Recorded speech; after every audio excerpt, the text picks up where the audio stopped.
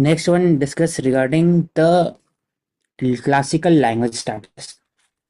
तो ओवरऑल पहले classical language में 6 लैंग्वेजेस थे। साउथ के 4 लैंग्वेजेस ओडिया एंड संस्कृत। 2005 में जो एक्ट निकला था, इसमें बात किया था how the classical language will be defined.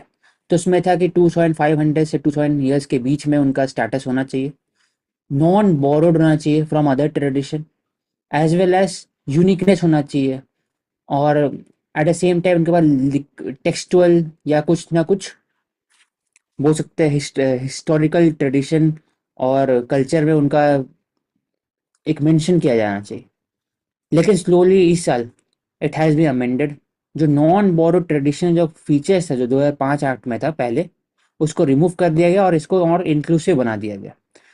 उसमें लिखा हुआ है न्यू वाले एक्ट में कि it is inclusive but it has incorporating the spirit, the tradition of, it can include the spirit of tradition of other languages, but it has to be uh, having the history of 2005 years। वो तो same similarly है, लेकिन जो non borrowed लोग हटा दिया गया उसमें उसके लिए प्राकृत, पाली और फिर 3 language Assamese, Bengali and Maharashtra, ये 5 लैंग्वेज ऐड किया गया। तो इसमें क्वेश्चन उठता है कि जो क्लासिकल लैंग्वेजेस है उसको ब्रॉडन पॉलिटिकल पर्पसेस के लिए किया गया है कि सही में बाकी लोग भी क्लासिकल लैंग्वेज के अंदर में आते हैं। तो ये बात करते हैं कि it will lead to the vertical fragmentation of society. ऐसा क्यों? क्योंकि classical languages, it is not just the longevity of the ancient language, it एक सोशल मार्कर भी है। और क्लासिकल मतलब उनका एक एक लिखने का तरीका डिफरेंट है, बोलने का डिफरेंट है, ट्रेडिशन डिफरेंट है, वो डिसाइड करता है क्लासिकल लैंग्वेजेस। तो एक एस्पेक्ट ये था इसमें, क्योंकि और ऑलरेडी 22 लैंग्वेज तो हैं ही 8 शेड्यूल के अंदर में, जिसमें आप जो स्पिरिट ऑफ इंक्लूसिविटी है उसको इंक्लूड करते हैं। प्लस इंडिया में 1369 सेंसस के अंदर मदर टंग थे। तो और भी सपोर्ट करने के लैंग्वेजेस के लिए है ही, लेकिन क्लासिकल लैंग्वेज डिनोट करना, क्या वो एक तरह से अ, बोल सकते हैं कि एक पॉलिसीज का मेथड है जिसमें आप बोल सकते हैं जो बाकी लैंग्वेजेस है इसके अंदर भी डिफरेंशिएशन क्रिएट हो। बिकॉज पहले varna caste had been the pre colonial method of vertical divide and rule. तो बोला जाता है कि क्या वो अभी के हिसाब से बोला जाए तो इलेक्ट्रल पॉलिटिक्स है इसको डिटरमाइन करने के लिए कि सही में क्लासिकल है, क्योंकि Chinese, Sanskrit, Arabic, Greek, Latin है क्लासिकल, क्योंकि उनका जो रूट्स है, वर्ड्स है, वो कहीं ना कहीं ओरिजिनल है। लेकिन बाकी जो इंडिया में लैंग्वेजेस है mostly they are derived from the basic words, तो उसको क्लासिकल लैंग्वेज बोल सकते हैं। तो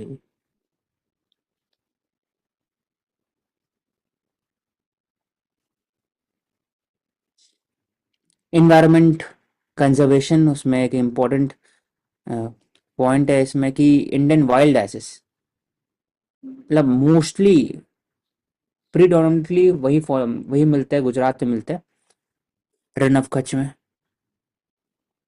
number of Indian wild life have gone up by 26%। This showcases कि जब कंजर्वेशन स्टेप्स है वो क्या लिया जा रहा है वहां पर, against the human wild life conflict, against domestication of wild asses, as well as कि ब्रॉड इकोलॉजी पर्सपेक्टिव से कैसे कंजर्व करते हैं पूरे कच्छ रीजन को। ब्रॉड इकोलॉजी और नैरो इकोलॉजी मीनिंग होता है, narrow ecology we have, it is a very utility perspective कि आपको इकोलॉजी को प्रिजर्व इसलिए करना है कि long term human civilisation exist कर सके। वो नैरो हो गया, for example climate change, Paris climate change narrow हो गया। ब्रॉड होता है कि human is just part of the nature, और होल नेचर को आपको कंजर्व करना है। तो Indian wild life species it is in upward trend 1976 से। एंड वेप जो स्टेट के अंदर it carry out every 5 years सर्वे होता है।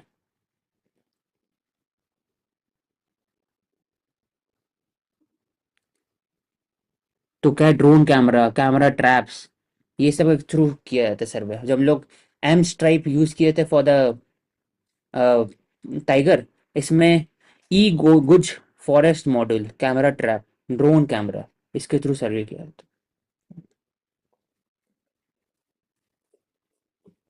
Earlier it was found in north west Pakistan, लेकिन अभी इस तरफ। नेक्स्ट।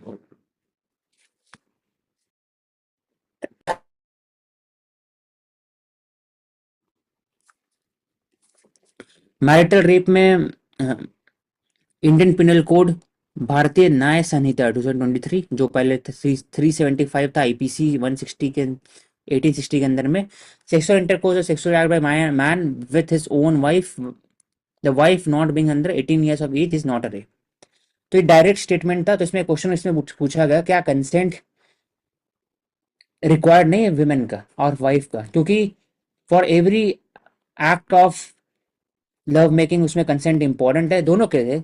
तो लेकिन यहाँ पर ऐसा कुछ है नहीं, तो कहीं ना कहीं ये डिग्निटी ऑटोनॉमी उसको वॉयलेट करता है आर्टिकल 1421 के अंदर में। तो लेकिन इसमें सेंट्रल गवर्नमेंट ने इसमें स्टैंड रखा कि कैसे डिसाइड हो कंसेंट, वो एक सबसे बड़ा चैलेंजेस है मैरिज के अंदर में। और फिर इसको रिट्रेस कैसे, फिर जो फेक कंप्लेन होंगे या बाकी जगह में उसमें रिट्रेस कैसे कर सकते हैं, वो एक चैलेंजेस है। कैसे डिटरमाइन करें कि कंसेंट डिराइव हो और eight the same time dignity of the women को प्रोटेक्ट कर सके। तो दोनों के बीच में जो एक बैलेंस है, इसको कैसे मेंटेन करें, वो एक आता है। क्योंकि इंस्टीट्यूशन भी है, मिसयूज भी हो सकता है। For example domestic violence case, इसमें भी देखा गया है कुछ कुछ एस्पेक्ट में। तो ये आर्गुमेंट है कि आर्टिकल 1421 के अंदर में there is a legal issue stake here, the court is not required in this to declare marital rape as a criminal offence, but to access the constitutionality of the existing case, MRE being a law is subject to part 3 of the Indian Constitution। और उसके basis पर जो marital rape है, it violets the fundamental right और इसको strike करना चाहिए। Question उठता है इसमें।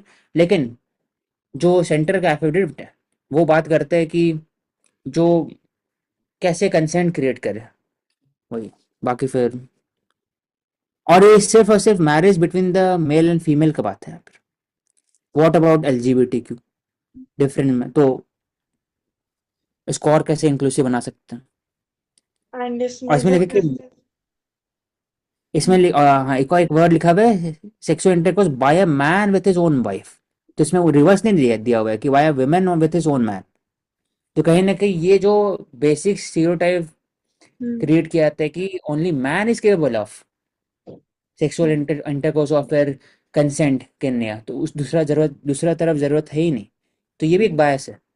तो ये पूरा एड्रेस नहीं कर पाते ये MRE का इशू में। बाकी एंड ऐड करना। इसमें जो जस्टिस वर्मा कमिटी है, that also give this recommendation of inclusion of marital, justice Verma committee.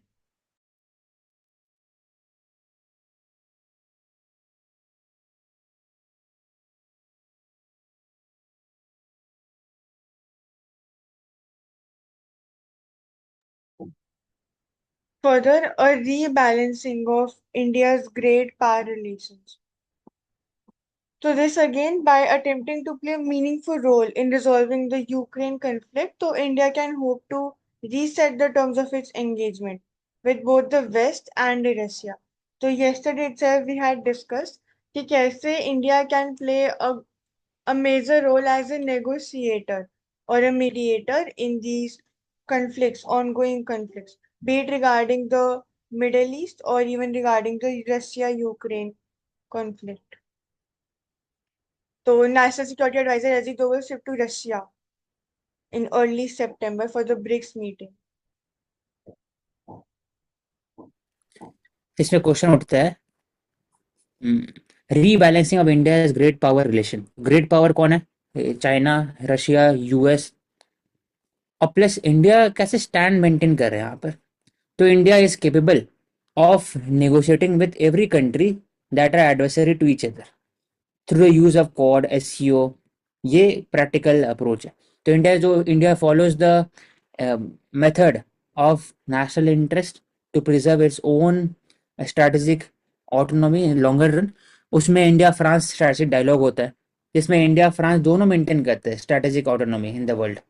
Eight the same time जो रशिया और चाइना के बीच में क्लोजनेस बढ़ते जा रहा है it amounts to grave national security for India. और उसके लिए India have increase its opportunity in Russia with the use of economic ties, trade ties अभी देखा गया, करेंसी स्वैप हो गया, या फिर रशिया टफ स्टैंड नहीं लेना यूएनएससी के अंदर या even even even other countries. तो ये दिखाता है कि India Russia still maintains a very considered warm tie. And from past to present, शुरू में India US alliance was very thaw in 1970s when India was a good friend या बोलते peace and strategic partnership 1971 treaty में sign किया गया था। उस समय India was very close to Soviet Union during the Bangladesh war. लेकिन slowly India moved away from Russia due to its own limitation and problems after the breakage of the USSR. India moved close to its USA, but at the same time, India maintained the strategic relationship with Russia till now.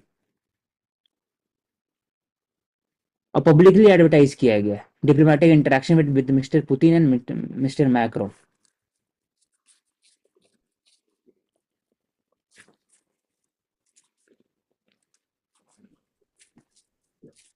तो Further, nation. इसमें critical mineral question उठता है कि India के पास reserve बहुत है, अलग अलग कंट्रीज के पास भी है रिजर्व। इंडिया के पास thorium one of the highest reserve है, यूरेनियम कम है, लेकिन हम लोग इंपोर्ट करते हैं कजाकिस्तान ऑस्ट्रेलिया बाकी जगह से under the mandate given by the IAEA. तो minerals for the clean green futures के लिए बॉक्साइट क्रोमियम कोबाल्ट कॉपर, तो ये पूरे पीटी के लिए इंपॉर्टेंट है कौन से मिनरल कहाँ पे पाए जाते हैं। तो ये map is important. Graphite China में, गिनी कोबाल्ट कॉन्गो में 54%, चिली पेरू कॉपर हो गए, nickel rare earth silver Peru Australia, uranium Kazakhstan Namibia Canada Australia. तो हर एक कंट्रीज का अंदर मिनरल है। तो on the basis of liberal international approach हर एक country every country can offer such expertise and also collaboration with each other how the in the longer run clean energy can be harnessed, but issues arise with regard to north south divide कैसे इसको exploit भी करें minerals को further. जो big big TNC और MNCs है they are mostly concentrated, they have the expertise, they have the technological skill, human power to extract the minerals in affordable manner, or they are not sharing that kind of a skill with the developing countries। ऐसे Congo हो गया, तो कभी कभी दिखता है कि Congo के पास कोबाल्ट होने के बाद या सेमीकंडक्टर होने के बाद इवन गोल्ड होने के बाद आज भी वो गरीब, तो कहीं ना कहीं अंडर डेवलपमेंट होता है वो कंट्रीज के। तो हर एक जो क्रिटिकल एलिमेंट है क्रिटिकल मिनरल्स है it is very important for apart from renewable source of energy. Batteries के लिए मैग्नेट हो गया, lithium ion batteries, fuel production, solar panels, wind turbine, metal alloys, electricity grid, storage, photovoltaics etcetera.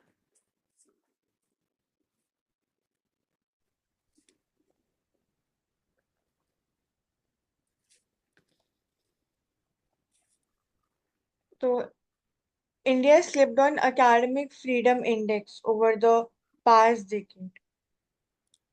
तो इसमें question उठता है कि एकेडमिक फ्रीडम मतलब क्या।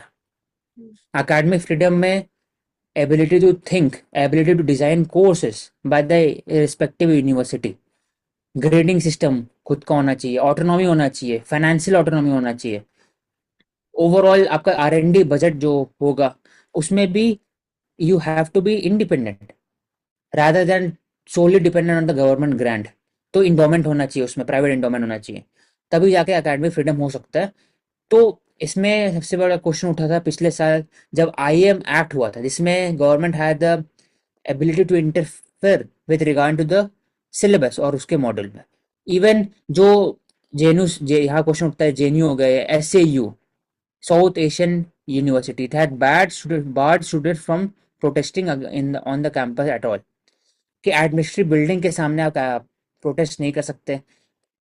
तो ये इसमें क्वेश्चन उठा था कि क्या जो प्रोटेस्ट है, it is a culture, is a part of the political culture, active political culture which should be promoted, because her country के अंदर में होता है, चाइना, कोलंबिया, हांगकांग, यूएस में हार्वर्ड, इवन ऑक्सफोर्ड के अंदर सब जगह, लेकिन इंडिया में ऐसा क्यों? तो एक एस्पेक्ट ये भी है, स्टूडेंट यूनियन और higher education. Then diabetic in India, India is the leader in diabetic cases. Diabetic क्यों हो रहा है? सिर्फ चीनी के कारण नहीं होता है। एक मिसकंसेप्शन है कि ओके शुगर के कारण होता है।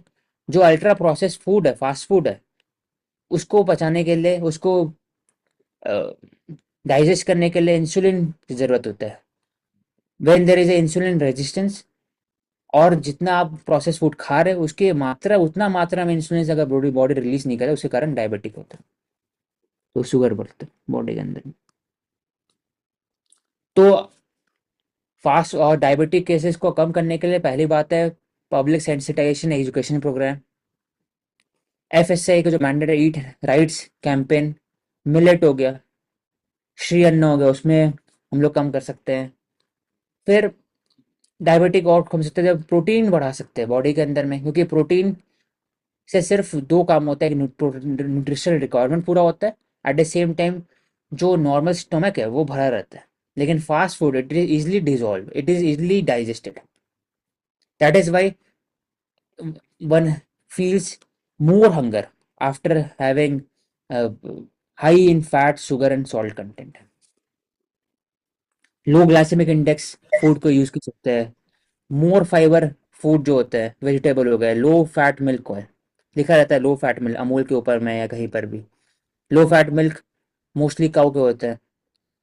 फ्रूट्स, होल ग्रेन पूरे अनाज, ताकि फ्री रेडिकल बॉडी के अंदर में नहीं रह सके।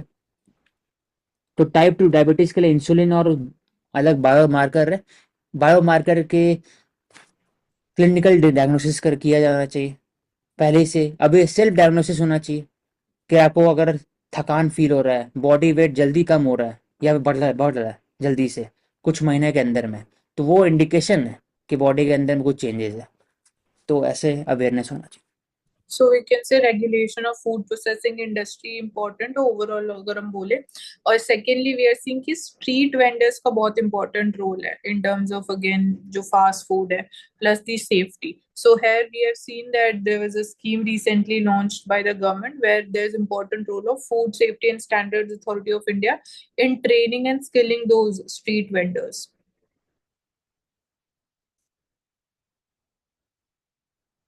हम्म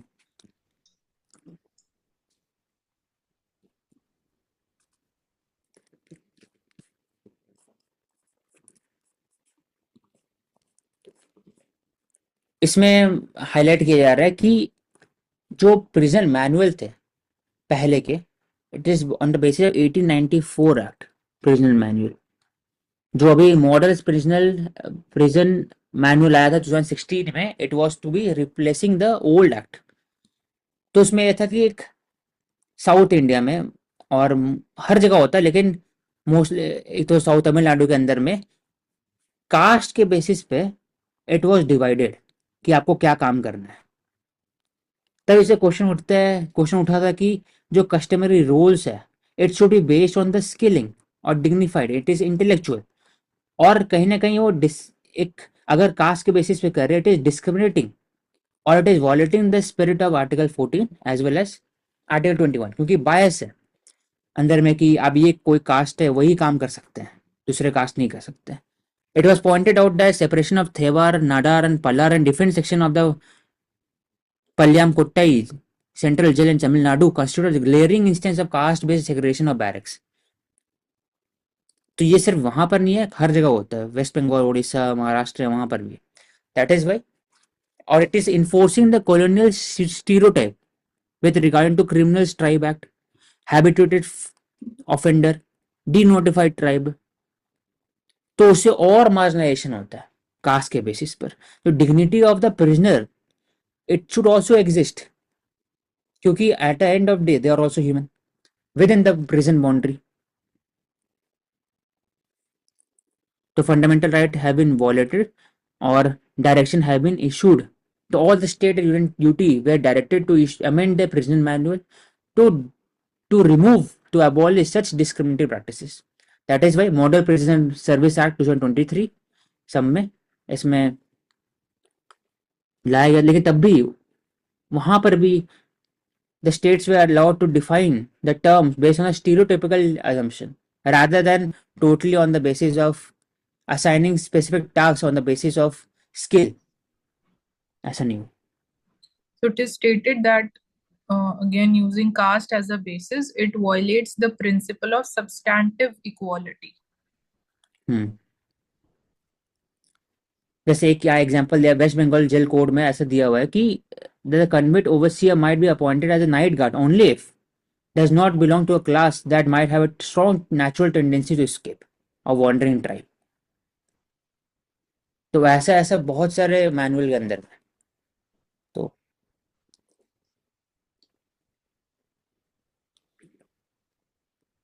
नेक्स्ट,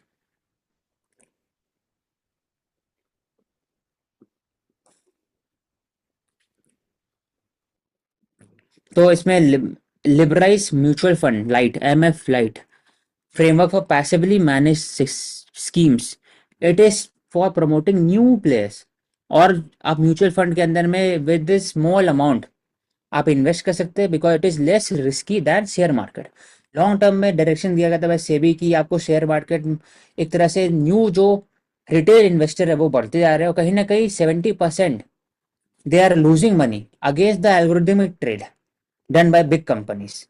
तो ऑल्टरनेटिव क्या, alternative is more less risky scheme, more market liquidity, और और मोर सेविंग अपार्ट फ्रॉम जो बैंक सेविंग होता है वो रिटेल इन्वेस्टर के लिए है। तो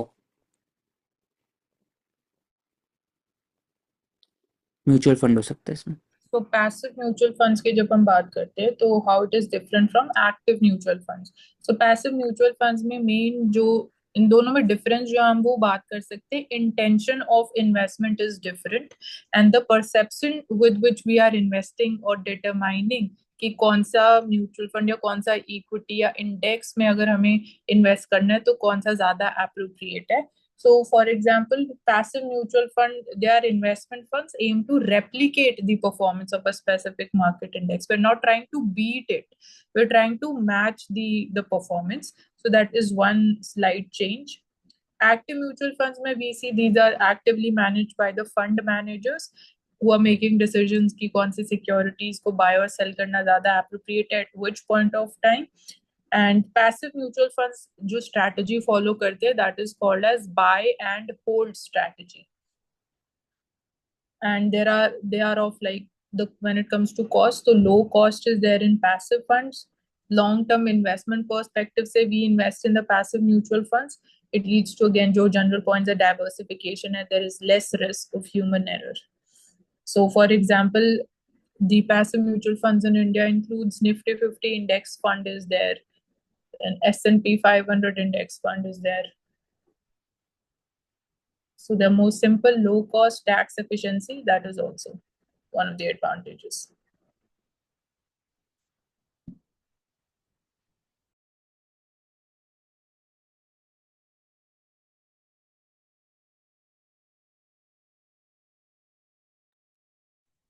Next is regarding the high performance buildings and कैसे ये next step है towards the sustainable future. So when we talk about the intergenerational justice, तो उसमें it is crucial to conserve the environment, and similarly at the growing rate of urbanization एक balance create करना बहुत ज़्यादा important है between the economic development and the environmental preservation. तो इसी में ही there is a step of the high performance buildings. कैसे ये help कर सकती हैं in creating such kind of infrastructures that are more inclined towards the healthy environment. तो जो significant, तो globally buildings account for nearly 40% of the total final energy consumption over the lifespan. तो significant energy use rate leads to approximately 28% of the energy related carbon emissions, जो both on-site consumption से भी हो रहा है and indirect emissions से भी from the power plants and the off-site sources. और इंडिया में जो बिल्डिंग्स है they account for 30% of the national energy use and 20% of its carbon emissions. तो इसी के रिगार्डिंग ये कंसेप्ट आया है which is of the green buildings and the high performance buildings या फिर HPBs. तो सस्टेनेबल कंस्ट्रक्शन की जो हम बात करते हैं, कैसे जो कंक्रीटाइजेशन है, when we talk about beat regarding roads की कैसे वो ग्राउंड वाटर के लेवल की कैपेसिटी को इम्पैक्ट कर रहा है, या फिर even when we discuss about the urban heat island effect, तो कैसे जो ये कंक्रीटाइजेशन हो रहा है of the infrastructure, how is that impacting the environment. So both these concepts are to reduce the environmental impact. But again, जो इनका method है that is different.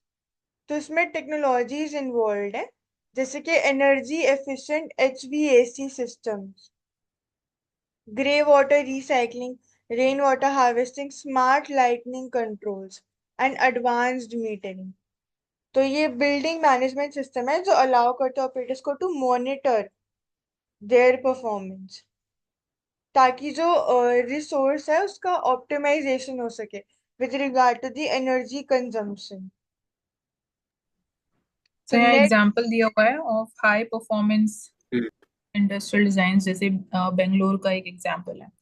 So, for example, यहाँ पे Infosys campus in Bengaluru, it has a facility which is monitoring entire building performance using the BMS, which is Building Management System, and this is making requisite changes as and when to maintain the peak performance. Like we get to know ki what are the desirable and actually needed changes, so that again we are also better able to utilize the resources in a judicious manner.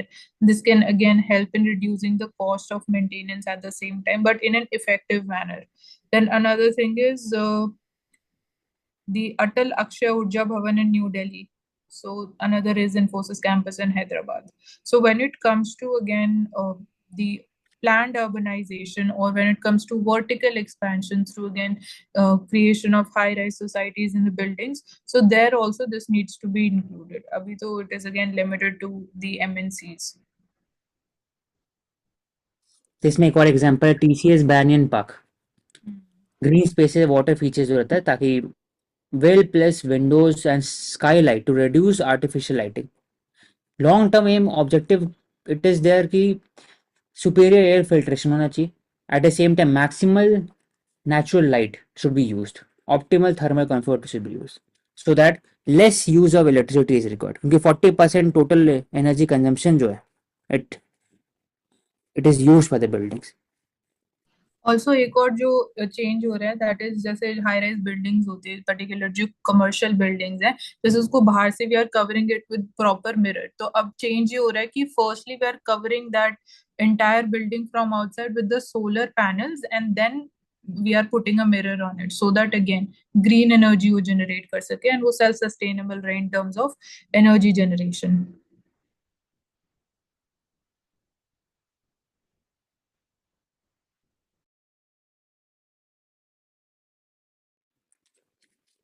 The role of civil society as well as NGO and how it uh, maintains standard in environmental conservation. तो एक example है इसका. World Association of Zoo and Aquarium, it has suspended the membership of Delhi National Zoo Park for 6 months, क्योंकि जो Shankar elephant थे it was found to be in chains, and it was already highlighted by them to the Central Zoo Authority, which is the prime statutory body regarding the standardization, even maintaining of zoos in India. लेकिन ऐसा नहीं हुआ. तो the zoo being suspended means it cannot attend a conference or activity organized by WZ. तो उसे कुछ ज़्यादा फायदा नहीं है, लेकिन it sends a signal which damages the reputation of the zoo. वो देखो, तो कोड ऑफ एथिक्स हर जगह होता है, इसको फॉलो करना चाहिए with regard to conservation. Next. Indian Air Force Day, commitment, honors the valor, achievement, sacrifices of the valiant men and women in journey in Air Force. अलग एग्जाम्पल दिया हुआ operation Vijay, operation Meghdoot, operation Yeah, cactus. Discuss कर हाँ, चुके हैं इसे in the beginning. लेकिन इसमें सबसे इम्पोर्टेंट है जो ब्रह्मोस है, it is not built by DRDO. तो एक बार से हाईलाइटेड, अलग से इंस्टीट्यूशन है, ब्रह्मोस लिमिटेड है जो बनाते हैं।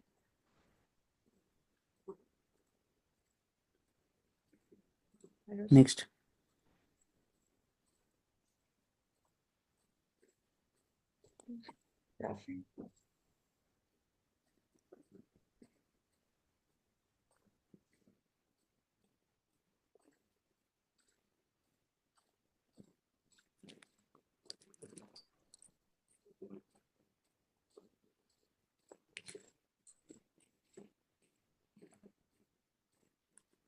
So India's unemployment rate you're talking about, this is amongst the lowest, is being stated, and it is again the graph is also showing this. So it is 3.2% in case of India. In US it is 4%, and again you can see Brazil it is at 8%.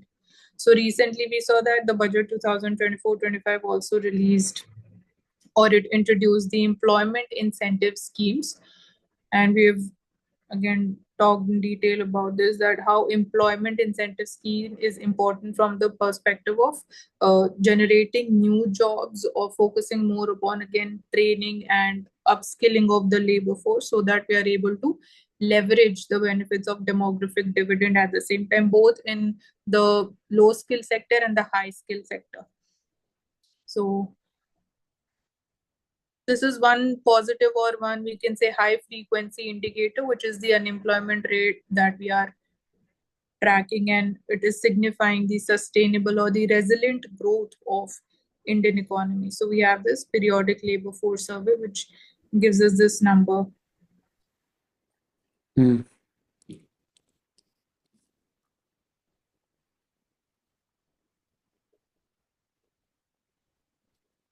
This we have discussed, bilateral investment treaty with UAE.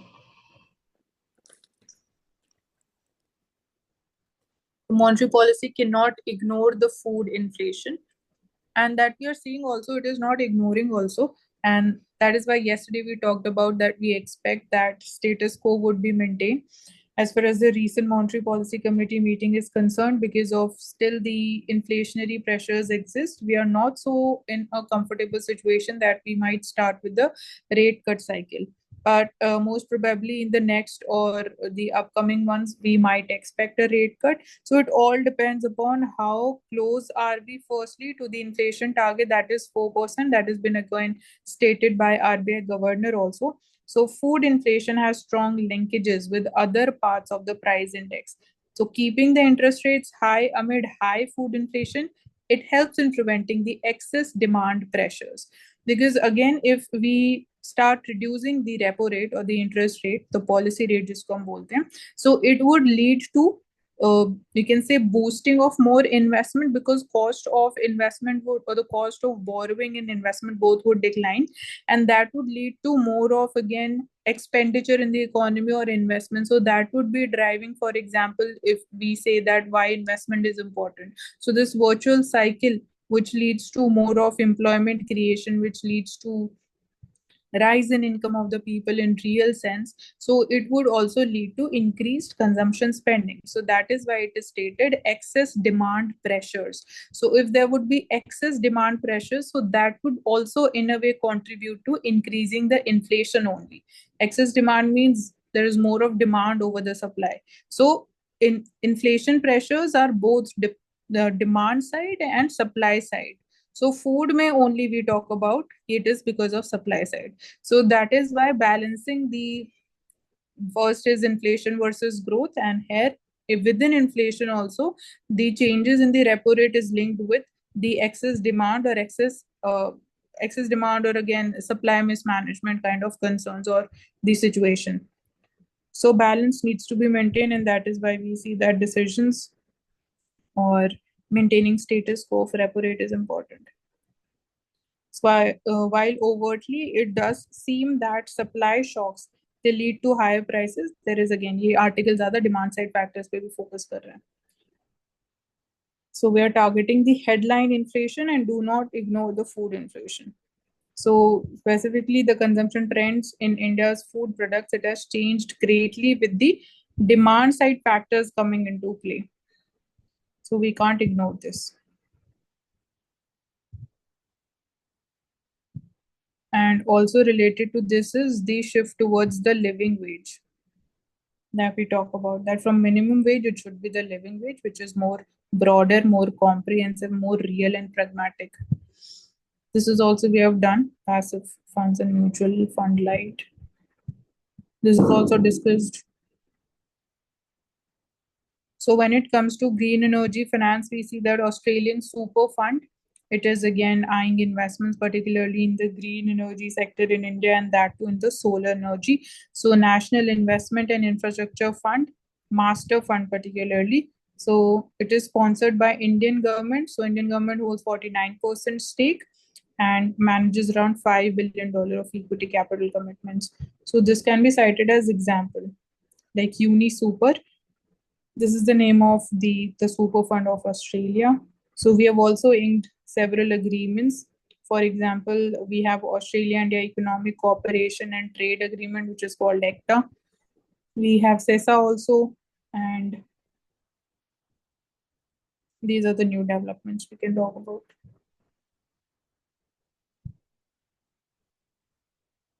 So blue finance loan, this is, we are seeing for the first time officially it is happening, IFC, which is International Finance Corporation, and they're offering this soft loan window of the World Bank. जो IFC, it is one of the components of World Bank. So they have partnered with Axis Bank in providing $500 million of loan to scale up green projects financing in India. So this is the first ever blue investment in India and country's inaugural blue loan, which has been issued by a financial institution. So blue loan is also talking about the again investments related to development of blue economy, which is also related to green energy development itself. So for example, it will offer a performance-based incentive of up to close to $3 million through this UK IC market accelerator for the green construction program. So India's water and wastewater treatment market, that will be expected to grow. So it will be focusing on financing for this as well. So be it again targets investments which are water related to water management, marine ecosystem restoration, sustainable shipping and renewable energy. That is why it is called blue finance loan. Okay, next. So Gift City has something for all of us, not just the NRIs or the foreign investors. So we often talk about its growth and development from the perspective of investors' viewpoint and the returns that it can promise because of its again specialization, competitiveness, transparency, and the ease of investing at the same time. So when it comes to again we as like citizens, how it can benefit us. So firstly, it's a global powerhouse in India. So it is actively spreading awareness about gift cities. So it can be related to as we are seeing the growth of fintech companies. So financial planning is one important aspect that we as consumers, it can help us. Then diversified investment options is another thing. We can see highly skilled consultancy services which are available for the consumers or the citizens. And again, the general point that will lead to more job creation. So better planning of